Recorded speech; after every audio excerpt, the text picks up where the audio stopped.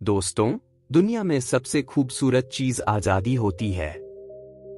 एक आजाद इंसान ही अपनी जिंदगी को कैसे चलाना है खुद तय कर सकता है। लेकिन हमारी अगर भीतर से यह चाहत है कि हम दूसरों को कैद करना चाहते हैं, तो हम कभी आजाद नहीं हो सकते। आज की कहानी इसी विषय पर है। सुधीर एक जिज्ञासु इंसान था और वह अपने जीवन का बड़ी ही बारीकी से निरीक्षण करता था। यूं तो उसके जीवन में कोई कमी नहीं थी, पैसा था, एक पत्नी थी, बच्चे थे। लेकिन फिर भी उसकी जिज्ञासा उसके भीतर निरंतर चलती ही रहती थी।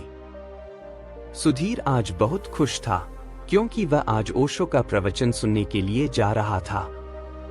उसके जीवन में बहुत सारा बदलाव ओशो को सुनकर ही आया था। आज उसके भीतर एक और सवाल उपजा था और वह इस सवाल का जवाब जानने के लिए वहां पहुंचा जहां प्रवचन होने वाला था। एक बहुत बड़ी सभा लगी थी जहां पर बहुत सारे लोग थे और सामने ओशो माइक लिए बैठे थे।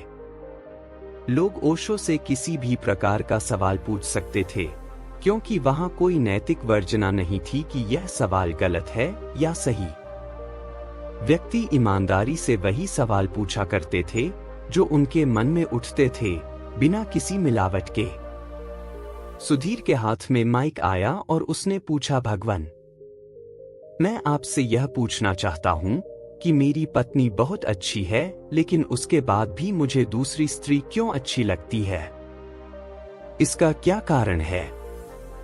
कई बार मुझे आत्मग्लानि महसूस होती है, मैं ऐसा सोच भी कैसे सकता हूँ, पर जब मैं ईमानदारी से अपना सामना करता हूँ तब मैं यही पता हूँ कि मुझे कोई और स्त्री अपनी पत्नी के सामने अच्छी लगती है। ओशो बोले, क्योंकि तुमने पत्नी से अपना रिश्ता बना लिया है। जिससे हम अपना रिश्ता बना लेते, हम उसे मानसिक रूप से गुलाम कर देना चाहते हैं, और कोई दूसरी स्त्री इसलिए अच्छी लगती है क्योंकि उससे तुम्हारा कोई रिश्ता नहीं है, वह तुमसे आजाद है। असल में हर व्यक्ति को आजादी से प्यार होता है। सच बताओ तो तुम्हें वह स्त्री भी अच्छी नहीं लगती। यदि तुम उस स्त्री से आगे चलकर शादी कर लो तो तुम्हें कोई और अन्य स्त्री अच्छी लगने लगेगी।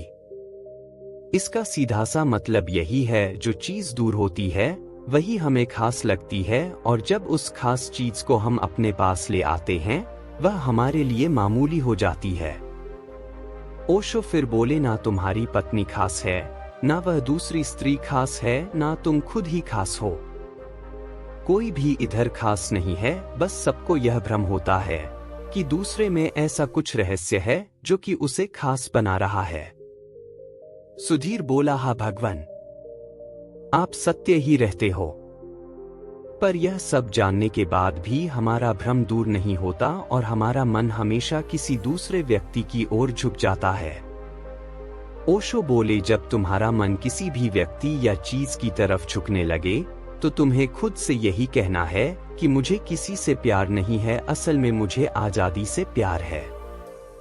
पर मुझे अंदर से महसूस नहीं हो रहा है कि मुझे आजादी से प्यार है, और वह इसलिए महसूस नहीं हो रहा है क्योंकि आजादी बहुत महंगी है, उसकी कीमत चुकानी पड़ती है। और जैसे ही मैं उसकी कीमत को चुकाने के बारे में सोचता हूँ, हर बार मेरा अहंकार टूटता है, और अपने अहंकार यानी अपने मैं को बचाने के लिए मैं बार बार यही करता हूँ। बस बार बार खुद को यही समझाते जाओ और एक दिन तुम खुद ही समझ लोगे कि सब कुछ व्यर्थ ही है। सुधीर बोला, बहुत बहुत धन्यवाद भगवान। असल में आप किसी सवाल का जवाब नहीं देते, बल्कि हमारे सवालों को गिरा देते हैं, फिर जवाब देने की आवश्यकता ही नहीं पड़ती। ओशो का जवाब सुनकर सुधीर की समझ और विकसित होने लगी, और वह समझने लगा था कि यह सिर्फ हमारे मन के खेल है, इसमें कुछ नहीं रखा है। आजादी का सच्चा मतलब यही है कि अपने उन विचारों को खुद से अलग कर देना, जिनके होने या ना होने से हमारी जिंदगी को कोई फर्क नहीं पड़ता। यह कहानी हमें यह सीखने की कोशिश कर रही है कि हम कुछ पा लेने को आजादी कहते हैं, लेकिन सबसे बड़ी आजादी तो उन व्यर्थ चीजों को त्यागने में है जिसे हमने बेवजह ही अपने सर पर बिठा रखा है। इसलिए व्यर्थ के सवालों, चीजों और लोगों को अपने जीवन से बाहर निकालो, क्योंकि तुम्हें तो सिर्फ आजादी से प्यार है।